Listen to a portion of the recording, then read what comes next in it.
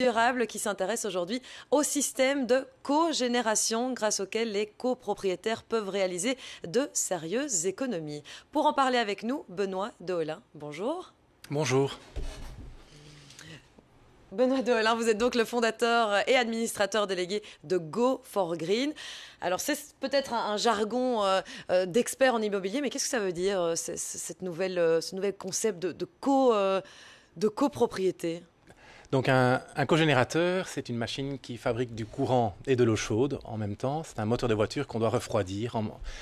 Et cette eau chaude permet de chauffer les communs et les parties privatives d'une copropriété. Et le courant va dans les communs de la copropriété. Le reste du courant est réinjecté dans le réseau.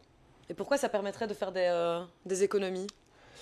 Parce qu'on produit sur le lieu de consommation, on produit et l'électricité et l'eau chaude. Et on a des rendements nettement meilleurs que de produire séparément l'eau chaude avec une chaudière traditionnelle et l'électricité dans des centrales TGV traditionnelles. Alors on est allé tourner un petit film dans une des installations pour un petit peu comprendre à quoi ressemble le moteur du bidule, de ce bon mot cogénération. Et moi j'ai une petite question pour la gratter à vous poser directement. Il y a des rumeurs qui courent sur le fait que ces systèmes de cogénération qu'on installe dans les copropriétés à Bruxelles, dans les immeubles à appartements, d'abord, on ne peut pas revendre l'électricité et en plus, parfois, ça dépasse ce dont on a besoin pour les communs. Et certains disent qu'il y a de l'électricité qu'on renverrait à la terre, d'autres disent que s'il n'y avait pas une double intervention des pouvoirs publics sur les certificats verts, ce ne serait pas rentable comme système.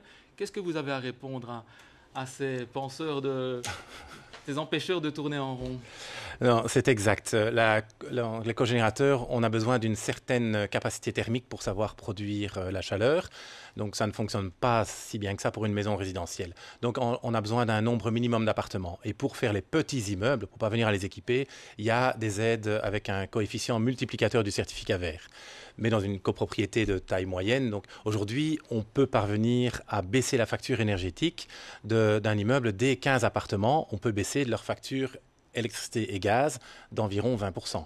Pour ça, on doit identifier des sources d'énergie qui permettent d'être utilisées pour ce système de cogénération. Alors à Bruxelles, on ne peut pas fonctionner au bois ou au charbon. À Bruxelles, clairement, on évite le mazout. Et donc aujourd'hui, c'est le gaz qu'on emploie. Et malgré que ce soit une énergie fossile, comme les rendements sont tellement meilleurs que la production traditionnelle, c'est considéré comme une énergie verte. Comment on informe peut-être justement les copropriétaires de ce type de nouvelles innovations, disons, et de nouvelles façons de consommer aussi ?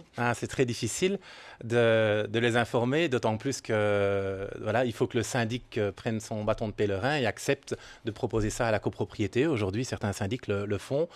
La solution qu'on propose est de mettre un cogénérateur en dépôt dans la copropriété. Donc l'immeuble ne doit pas investir dans la machine. On la met en dépôt et on la monitore pendant 10 ans. Ce sont des contrats de 10 ans. C'est important parce que cette machine a besoin d'une longue période pour s'amortir. Et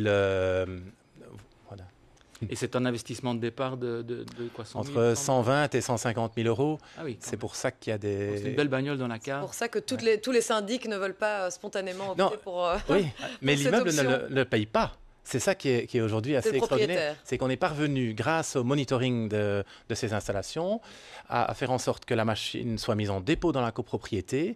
Nous la gérons sans aucun investissement de l'immeuble et pendant 10 ans, il génère une économie et après... Pourquoi il n'y en a pas partout alors ? Parce que la somme de départ est plus importante, évidemment. C'est nous qui la finançons. Oui, c'est ça. Il n'y a pas d'investissement pour la copropriété. Donc l'immeuble n'a que à gagner.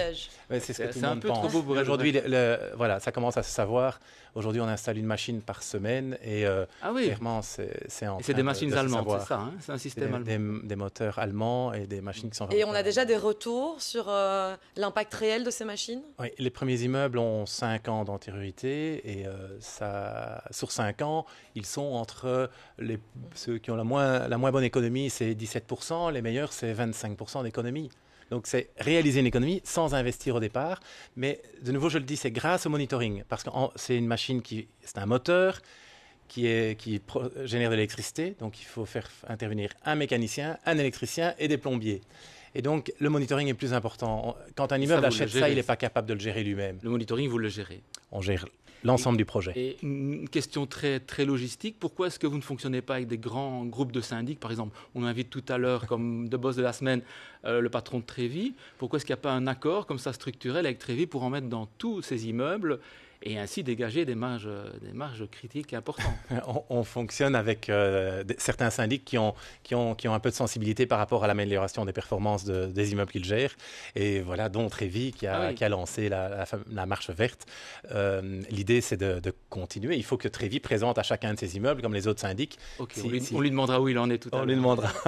Et vous, peut-être dernière chose, comment justement vous procédez pour aller à la rencontre des propriétaires, des syndics et justement des agences immobilières qui peuvent peut-être devenir vos ambassadeurs aussi?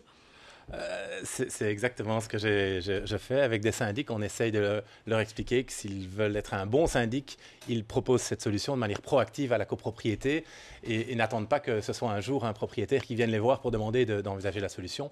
Ça commence à évoluer. Hein. Et historiquement... Et pourquoi ça ne pourrait pas venir du propriétaire? Mais ça peut venir. C'est compliqué à mettre en place. C'est le métier du syndic d'être proactif. Ça vient parfois du propriétaire. Appel à tous les syndics alors. Merci en tous les cas Benoît Dehaulin, fondateur et administrateur délégué de Go4Green. Voilà une option peut-être à laquelle peuvent penser les syndics, les propriétaires et les agences immobilières.